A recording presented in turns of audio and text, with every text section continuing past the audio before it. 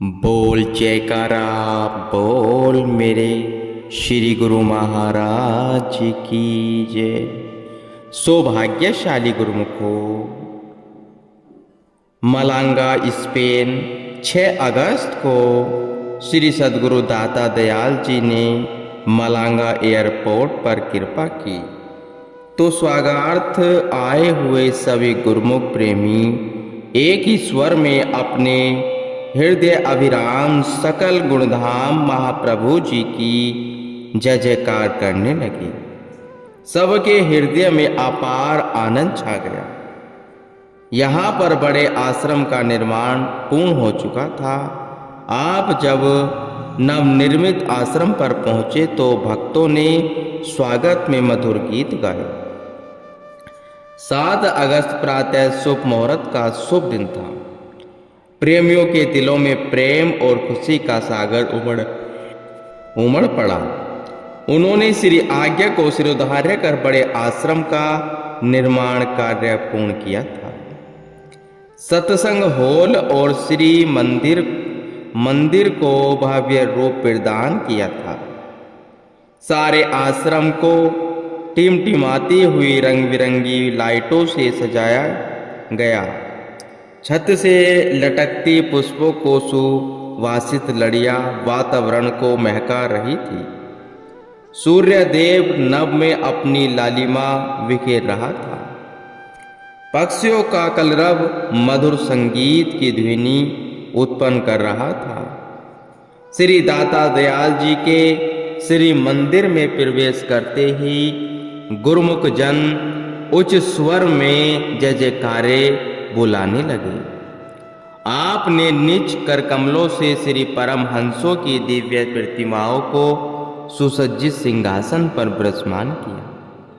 हार पीतांबर पहनाए, मस्तक पर केसर तिलक लगाया। श्री आरती पूजा का कार्यक्रम आरंभ हुआ।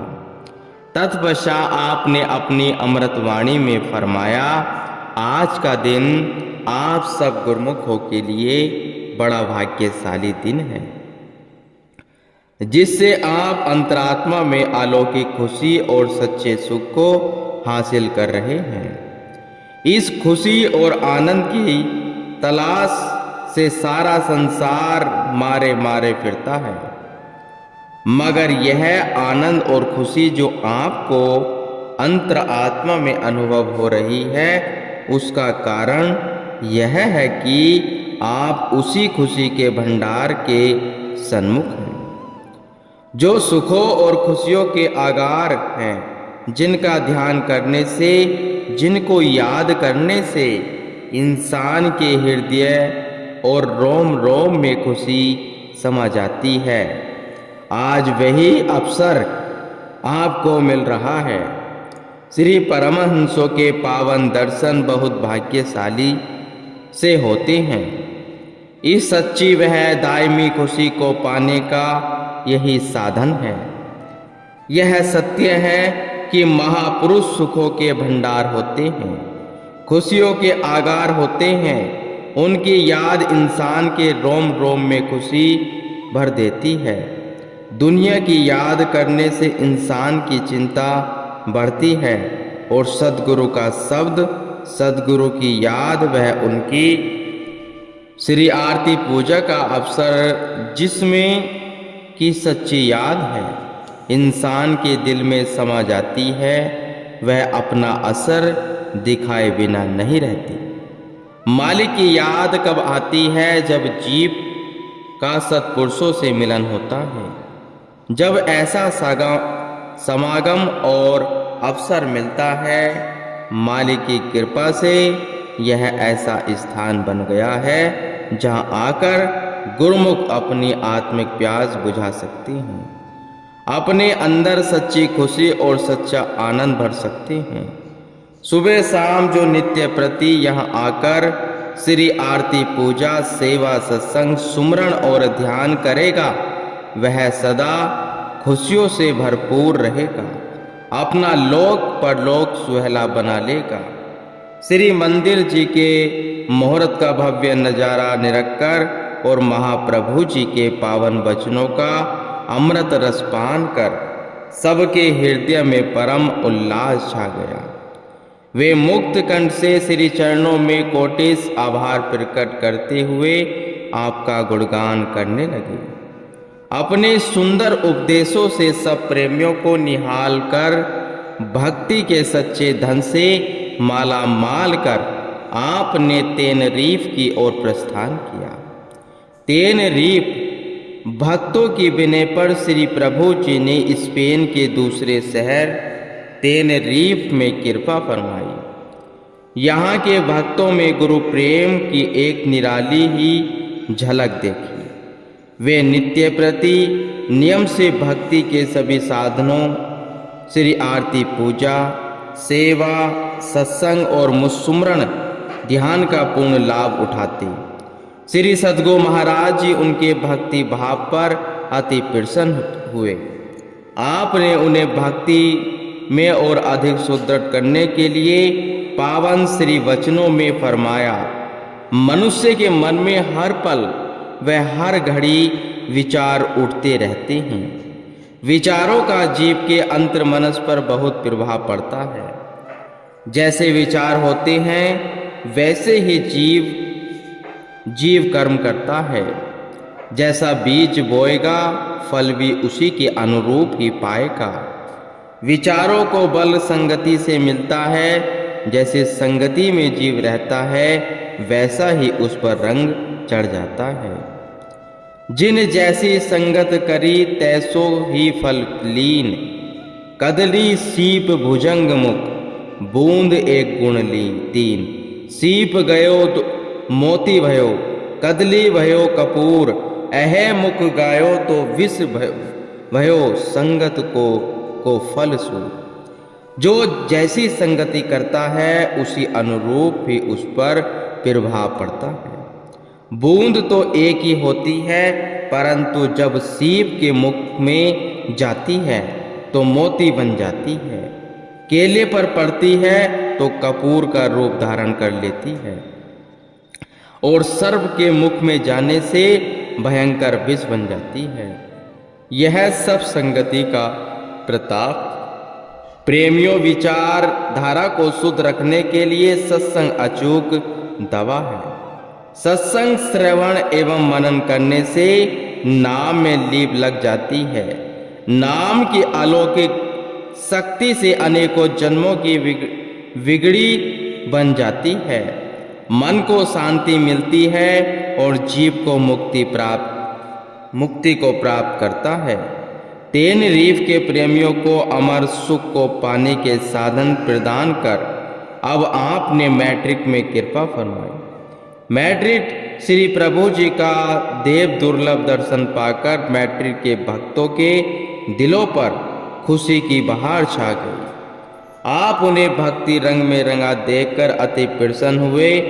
सब प्रेमी भक्ति के नियमों की पालना हित चिंता से कर रहे थे। आपके आगमन से सब अपने कार्यों के अवकाश पाकर से दर्शन लाभ उठाने लगे। सेवा में तत्पर रहकर अपने समय को सकारत करने लगे। सबके मन में श्री दर्शन की उत्कट चाह और सेवा के प्रति अपरिमेय उत्साह को देखकर प्रेम अवतार श्री सद्गुरु दाता को अपार प्रसन्नता हुई। आपने अपने अनमोल वचनों में फरमाया, जैसे कोई सुजागा किसी अंधे व्यक्ति को कुएं में गिरने से बचाता है तो सब लोग उसे दयावान कहते हैं। ऐसे ही सत्पुरुष भी जीवों को माया के अंधेरे कूप में गिरने से बचाते हैं। अपने सच्चे नाम का आधार देकर भव से पार लगाते हैं। दुनिया में रहने की युक्ति समझाते हैं। जग में रहो, हाथ पांव से दुनिया के काम करो, लेकिन अपने मन को सदैव सद्गुरु के चरणों से जोड़े रखो। जो विषय वासनाओं को तज देता है उसका जीवन भक्ति की सुगंध से महक जाता है। श्री वचनों के पश्चात सारी संगत को माथा टेकने का शुभ अवसर मिला। श्री वचन हुए, मानव तन पाकर भजन सुमरण न करना, भक्ति न करना ही सबसे बड़ा अशुभ कर्म है। हर कर्म सच्चाई से करना शुभ कर्म अवश्य है, परंतु ये कर्म आत्म उन्नति का पथ प्रदर्शन नहीं कर सकते। सत्पुरुषों की संगति में आकर आध्यात्मिक कार्य अर्थात भजन भक्ति करना ही शुभ कर्म करना है। यह जन्म मिला ही नाम और भक्ति की कमाई के लिए है। इसलिए मनुष्य को चाहिए कि वह हर पल नाम का सुमरण करे। जो जिस देश में रहता है उसे वहाँ का ही सरकार के कानूनों को मानना पड़ता है। जो कानून ही अवहेलना करता है सरकार उसे दंड देती है। इसी प्रकार जो सच्ची सरकार अर्थात परमात्मा के हुक्म की अवहेलना करता है वह भी दंड का भागी बनता है।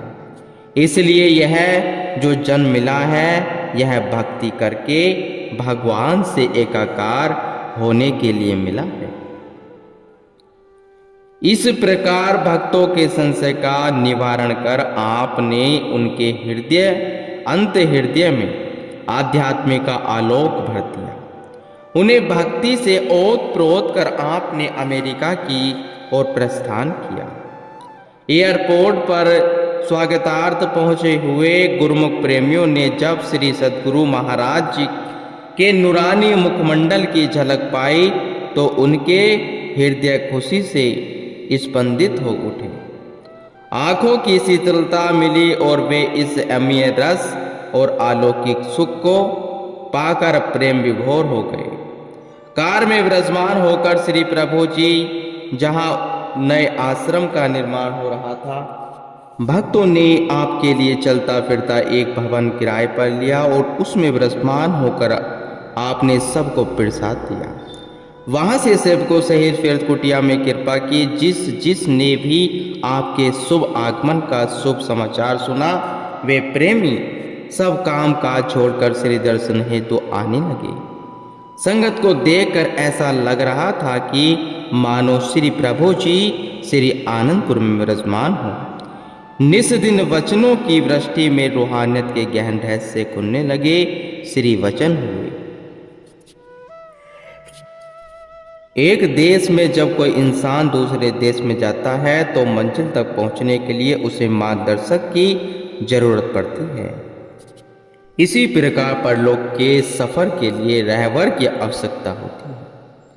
संत सद्गुरु ही जीव को सत्मार्ग दर्शाते हैं और जीव को नाम की नौका पर चढ़ाकर भवसागर से पार लगाते हैं।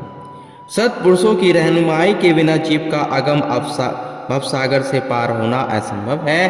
संसार के दुखों के गर्त से केवल पूर्ण महापुरुष ही जीव को सकते हैं। इस जगत में जीव का गुरु जैसा कोई हितकारी नहीं है। वे इस लोक में भी जीव का साथ देते हैं और परलोक में भी सहाय होते हैं।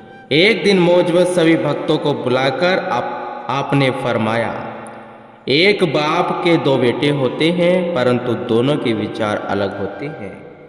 एक की रुचि वह लगन सत्संग में लग जाती है जबकि दूसरा माया में गलतान रहता है। यह सब अपने अपने संस्कारों की बात है गुरुमुखों।